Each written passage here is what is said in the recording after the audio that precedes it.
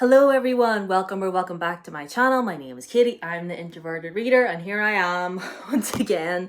This is a book review for you, and it's a review on Land of Stories, The Wishing Spell by Colfer. Just take in this cover, okay? Just take in the gorgeousness that is this cover. So if you all know Colfer, is an actor sort of turned author. He was on Glee. He was one of the best he played one of the best characters in TV history, Kurt Hummel. And this is his debut novel. It is a middle grade. I read this years ago whenever it came out. I had a hardcover of it, but I had to get rid of it. So this is his debut. It came out in 2012, which, wow, shocking. And I actually looked up whenever the first season of Once Upon a Time came out, because this gave Once Upon a Time vibes, and I was like, was he inspired? I don't know, maybe I'm reading too much, I don't know, but anyway. The story of this is, our two main characters are the two twins, Alex and Connor, and they're going through a really hard time because their father unexpectedly passed away in a car accident, and, things just financially at home are a bit, are a bit hard.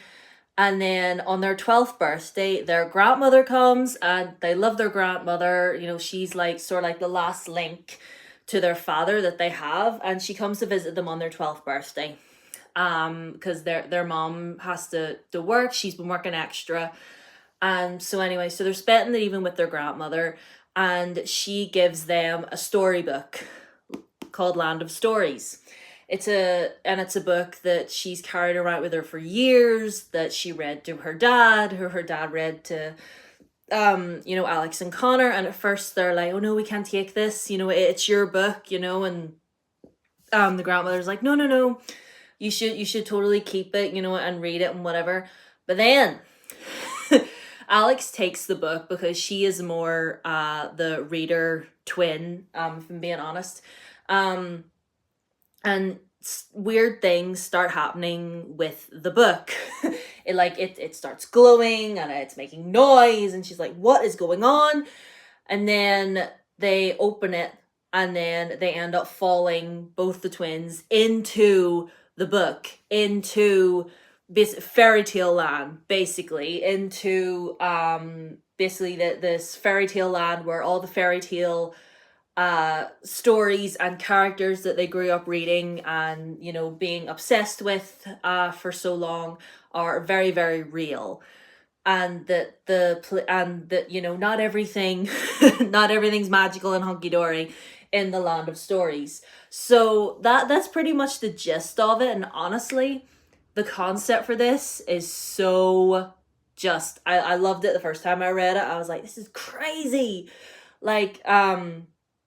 It's not like the Disney-fied versions of these characters, it's definitely more like if you've ever read the Brothers Grimm original stories, or like Hans Christian Andersen's, original stories. It is definitely more like that. A little teeny tiny bit of Disney in there, a little teeny tiny bit, I would say, but not a whole lot. But it gives Once Upon a Time, and I'm currently rewatching Once Upon a Time right now, and I'm living, laughing, loving. But anyway, like I said, I loved this the first time I read it, and it had been years since I had read it. I never actually finished the series. That's kind of why I decided to pick up the set and reread it again, because I wanted to finish it.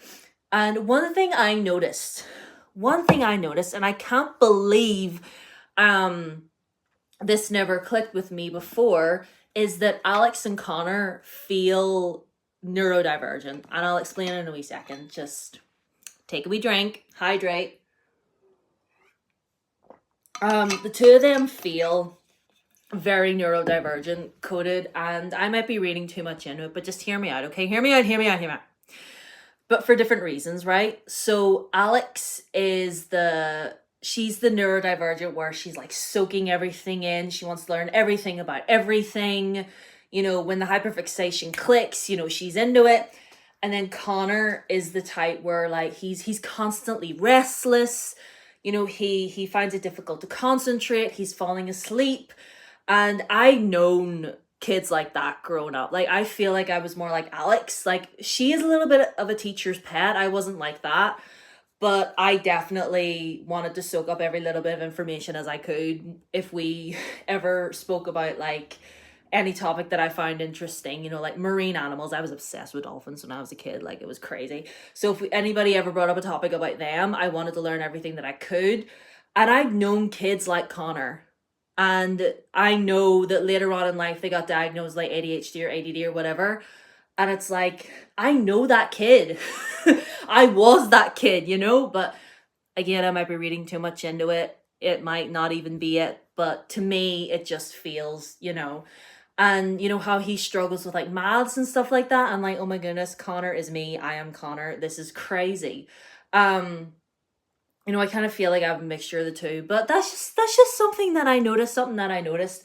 The story overall is just crazy and wild and funny.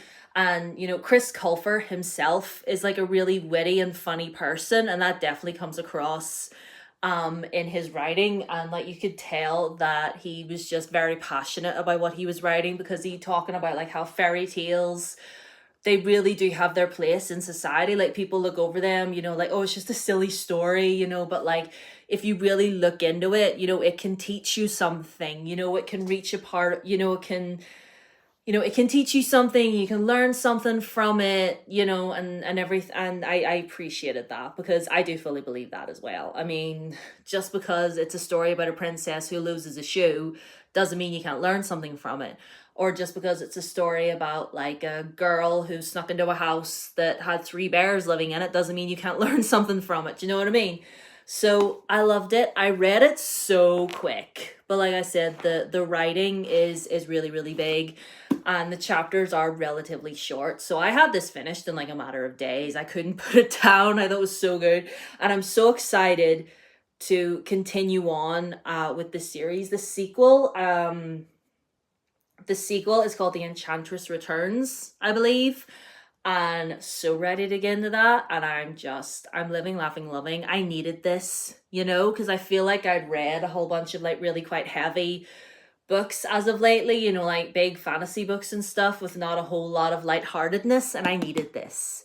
I needed this in my life. So yeah, that is my review. I overall gave this, did I give it 5? More like a 4.5 on Goodreads. But let me know if you've read this yourself. Let me know what you thought. Do you agree with anything that I've said? Do you see the two of them as neurodivergent? Do you feel like if they were written now they would be? Anyway, let me know.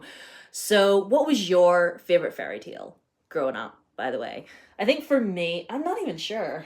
I'd have to I'd have to look into it. I was gonna say The Little Mermaid, but I was like, that ended rather badly, didn't it? But whatever.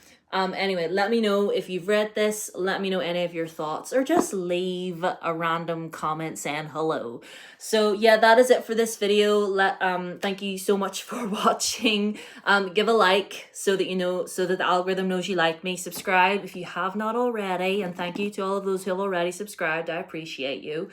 All of my socials are down below as always. Instagram, Twitter, and TikTok. On my Twitter and TikTok, there are links to GoFundMes so we can help out some families get to safety. So please look into those if you can. And yeah, I will see you guys next Tuesday for my next video. And yeah, I love you. Bye.